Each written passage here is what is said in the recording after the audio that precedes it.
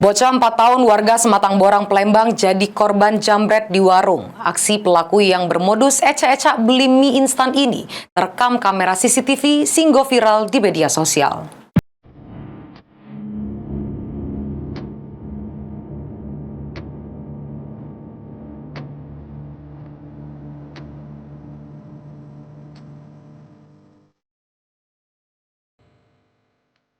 Inilah dia rekaman CCTV-nya. Terselit pengendara motor stop memarkir ke motornya di pinggir jalan, kemudian ke sebuah warung. Dari gelagatnya terselit wong berbaju putih pakai helm ini gelisah.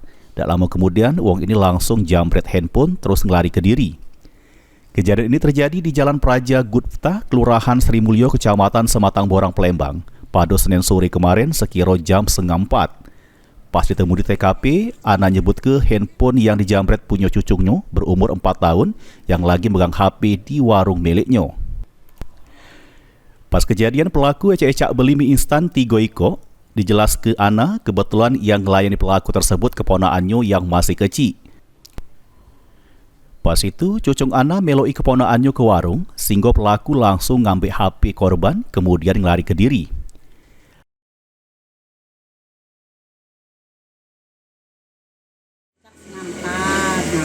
Ibu tuh kan di dalam semua itu yang melayani ponakan aku nih, dia bilang beli kan di anulah mie-nya 3 mie kari ayam itu. Jadi yang cucung kita ini keluar ikut belum 5 menit itu langsung keluar dia. Jadi dia jambret tuh di luar dan masuk di warung ya. Nah masih di warung itulah dia jambret itu. Kira beli mie modusnya.